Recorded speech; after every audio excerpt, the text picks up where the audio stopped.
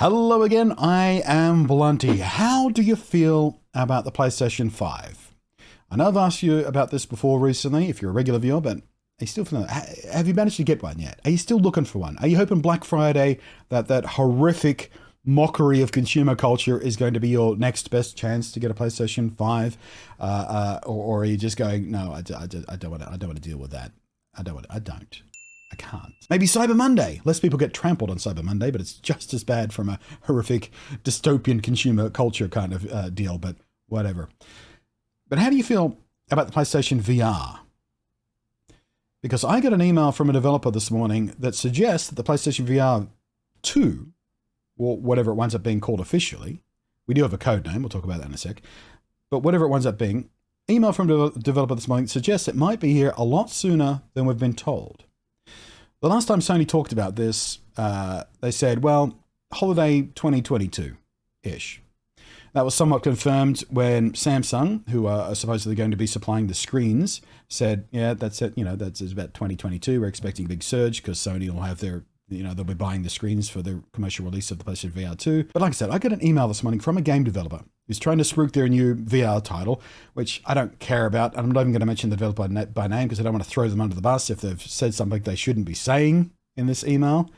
I don't want to bring the Sony lawyers down on their heads inadvertently. They sent this email to a bunch of influencers and whatnot. I'm sure someone will throw them under the bus, but it won't be me. Anyway, new game coming up real soon. They sent me a code for PlayStation VR, said, hey, it'd be nice if you could promote this and do it. We don't have an embargo, but do it on this date because that's when we're launching. We want to ride the, And I was like, I don't care. I don't have a PlayStation VR. I don't care about this particular game. It is available on PC as well, but I was like, who cares? But in the email, they were saying, we know it's probably a pain in the ass to dig out the old PlayStation VR because it's a horrible setup process and really clumsy and awful. But don't worry, PlayStation VR 2 is coming out and that has just one wire, so that'll be easy to set up, so that won't be a problem anymore. I was like, that's a weird thing to mention.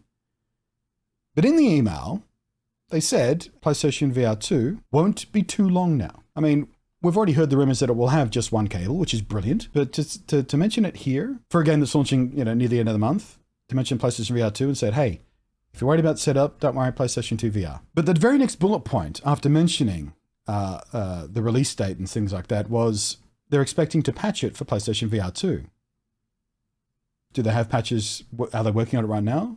Do they have a PlayStation VR 2 prototype or dev unit or whatever ready to go? Because we do know Sony is showing those to developers. I don't know whether we know if any developers have them in hand permanently, but we do know Sony have been showing them off at closed conferences and stuff, getting developers in, saying, here's the prototype, here's the engineering sample, whatever it is, here's what it can do, here are the features, here's how it works.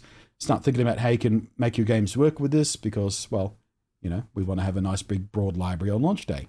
But this developer seems to think it's coming out real soon. Sony says 2022, holiday season. Samsung say 2022 holiday season. Is this developer speaking out of their ass just to try and get my attention? I don't know. Do they know something I don't know? Probably. Are they allowed to say this kind of stuff in an email to people who haven't signed NDAs? Probably not. So let's have a little bit of talk about what we do know about PlayStation VR 2. We do know that it has a code name. Internally, it's called NGVR, which stands for Next Gen Virtual Reality, in a leap of creativity that could only have come from Sony. We also know, quote unquote know, the only official timing we've been giving is holiday 2022. And that's one other thing that makes me question the early release, just before we get to the rest of this stuff. We're currently sort of under the heel of supply constraints all over the place. The PlayStation 5 itself, very difficult to get. Xbox Series X, very difficult to get. Video GPUs for PCs, very, very difficult to get. The new memory modules for the new motherboards, for the new Intel CPUs that have just launched, they're sold out everywhere. You cannot get those new memory modules right now from anywhere.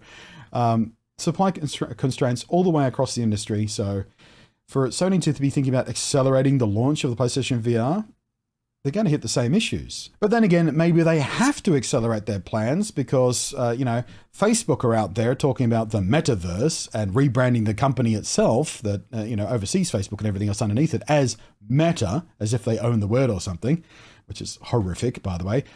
This is the Oculus Quest 2, which I got when it came out. Chose not to cover it because of how deeply tied to a Facebook account it was, and I do not condone using Facebook at all. I very reluctantly signed in with a very old, useless, dead account just to get this thing working in the first place. I don't use it connected to any Facebook services. I only ever use it connected directly to my PC via cable or wirelessly to Steam VR. So I use the absolute minimum amount of Facebook connectivity I need for this as possible. They have said that they're removing the requirement for a Facebook sign-in sometime next year, which is very good news.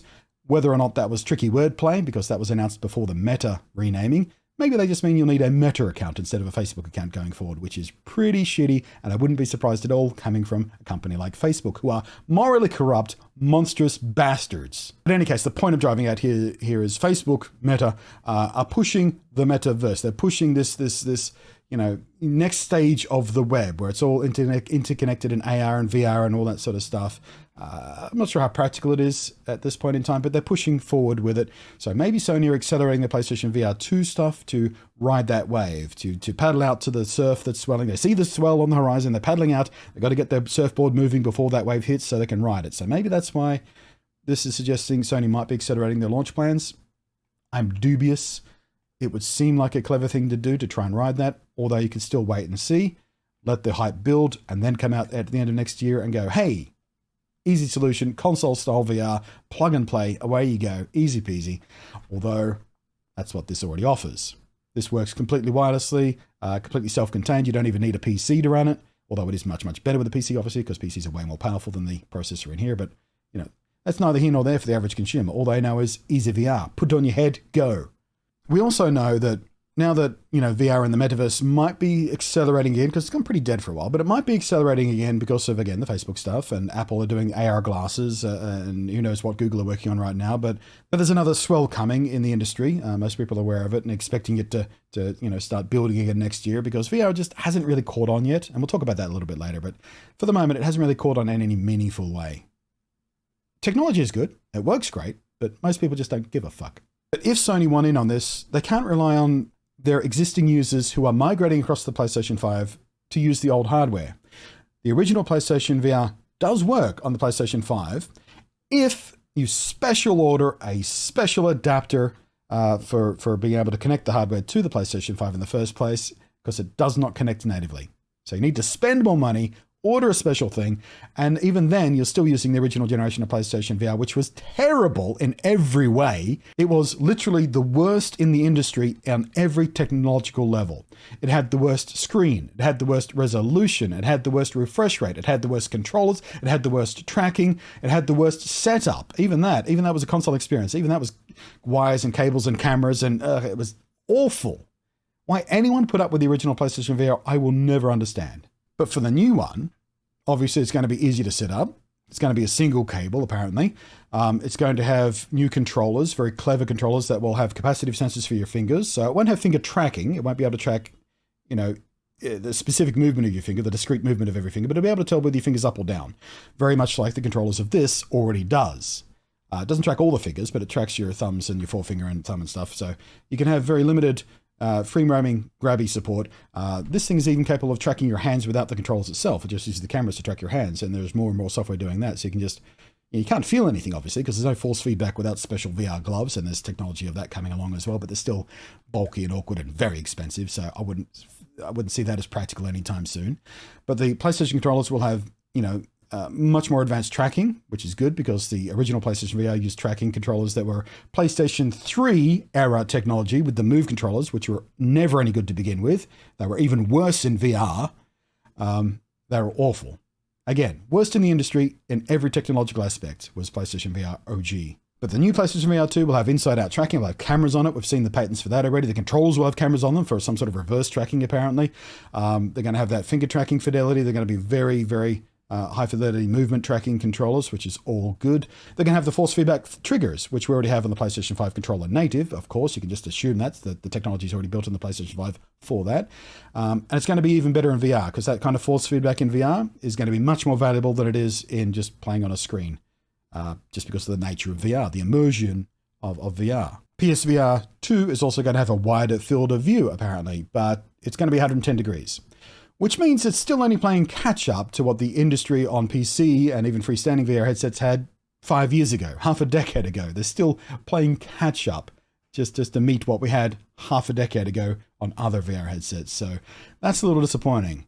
110 is fine for VR, works pretty well, but the industry is already moving beyond that. New screens, new lenses, new foveated rendering techniques are all allowing us to reach beyond that 110 in headsets that are coming out to the market. They're on the market right now. There are more coming in the future with much, much wider fields of view. But 110 is good enough. It'll have a 2000 by 2040 pixel resolution screen, apparently. It's going to be OLED, which is fantastic because you want those darks in when you're inside a helmet. If you don't have an OLED screen, the backlight sort of washes everything out, so it's never truly black in there. It's always sort of just lit up by the backlight of the screen. So an OLED screen for VR is ideal because your blacks will be black, so you'll be as immersed as possible.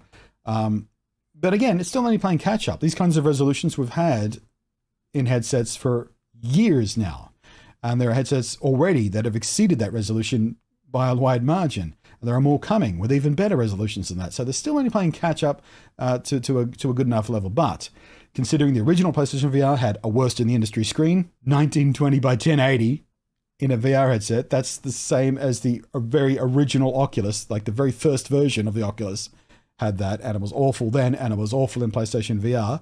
Why anybody put up with PlayStation VR original, I will never understand. It was terrible in every way. And Sony have a bunch of patents as well to deal with the technology in general. They've got technology for tracking real-world objects and treating them as controllers, basically, which is interesting. One of the examples was a banana, which I'm really hoping is for some sort of monkey-based game and not... I won't even finish that thought. I'll just let you... let your imagination go wild with what you can do with a VR-tracked banana. They've got patents to do with viewing, passive viewing, so being inside an environment and watching a sports event. So real-world sports, football and basketball and baseball and all that sort of stuff, and car racing, I could imagine would be very exciting in VR, going meow.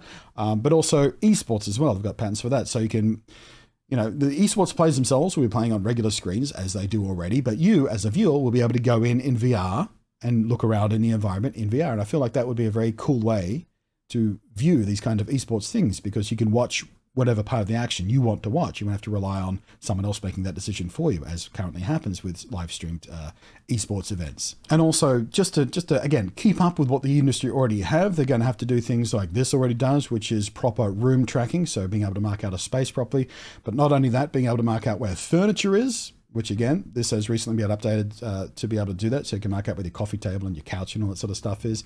You'll need to be able to detect other people in the room, which again is something that's already in the market on the PC and freestanding side of things. You'll be able to, just so you don't smack your kid around the side of the head with a controller if you're in the middle of a game and they sort of decide to wander through your VR playfield. So that's another kind of essential safety feature, basically.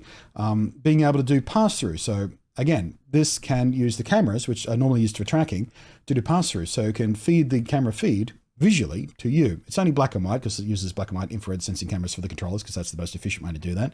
But you can see the world around you presented inside the headset. You can just sort of tap it on the side and go, okay, well, there's my drink bottle, and there's the keyboard over there, and the keyboard can be tracked, so you can use the keyboard properly while you're still in VR and things like that. Not sure the PlayStation VR 2 is going to need to do that, because keyboards are consoles. And it would also be nice if it could do a wireless mode as well, because again, this can do wireless. It can do standalone wireless. It can do wireless connected to Steam VR. I doubt whether PlayStation are going to do that. I think they're going to stick with their one-wire solution, which again is good enough, but it's still only just playing catch up to the industry. The industry's already past that. But all of this technology and all this catch-up stuff, it doesn't really matter unless there's a killer app. Because we've had VR around for years now. I have like at least half a dozen headsets still, going all the way to the sort of OG stuff, all the way through to some of the later stuff here.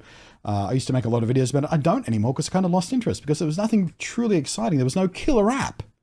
There was no Halo moment to get regular people excited. VR is fun, but it's a novelty. It's a niche audience. It's not growing very quickly. Certainly not quickly enough that the industry wants. And again, this meta stuff that Facebook is starting to push might start to accelerate that again. The AR devices coming out from the likes of Apple might push that forward a little bit again. We might be seeing a second wave in the industry of more software and more innovation and more applications and more broader appeal. But we haven't seen that yet. And if Sony want to be king of the console VR place, and Xbox have already said, Phil Spencer has already said, we don't really care about VR right now. So PlayStation are a good place to try and, get in front of things here before everything takes off. But they need that killer app. And what is it going to be? Esports viewing? I don't think so. Real sports viewing? Probably not. Because, again, while watching sports in VR, and I don't even watch sports normally, but watching sports in VR is a lot better than watching on like your TV. No matter how big your TV is, you're not in the sport. In VR, you can look around, you can follow the action on your field, you can, you got the crowd cheering around you. It's really quite a wonderful immersive experience, even if you don't really care about sports. But the way most people watch sports are in groups. So we're going to do that metaverse style, sitting next to a virtual friend. And the way most people watch sports, at least at home, is, sitting on the couch, nice and comfortable, eating chips and pretzels and drinking a beer. All of that sort of stuff is a little more tricky to do in VR because you can't freaking see your chips and your beer. So is that going to be the killer app? I don't think so. What is going to be the killer app? Just the regular metaverse? Kind of people imagining this, Ready Player One kind of experience? It's not going to be that. That is many years away. It's going to be Second Life. It's going to be PlayStation Home. It's going to be VR chat style thing, but a little more sophisticated, being able to go in and, more sophisticated mini game rooms and things like that. And we've already got things like Rec Room, which is kind of a little mini metaverse. There's social stuff. There's little mini games. There's sort of dungeon crawl adventures, and there's sports and things like that. But it's all very small scale and very, very niche audience. So I don't know. Is PlayStation VR going to come sooner than we think? Are they doing it because of Meta? Are they going to have a killer app? Are they going to face supply restrictions? How much is it going to be? Are people going to buy in? Because you're going to need a PlayStation VR in the first place to buy it, and that's so expensive and hard to get all on its own. There are a lot of hurdles in the way. But I just thought it was interesting that this developer said, hey, it's coming soon. Real soon now. So we'll see. Interested to hear what you think about all this. Thank you for watching. Thank you for making it to the end. And thank you especially to the patrons scrolling above, whose above and beyond support is wonderful and worthy and mighty and adjectives and stuff. Petered out there at the end. I appreciate you. Thank you for watching. I'm Blunty, and I will catch you next time.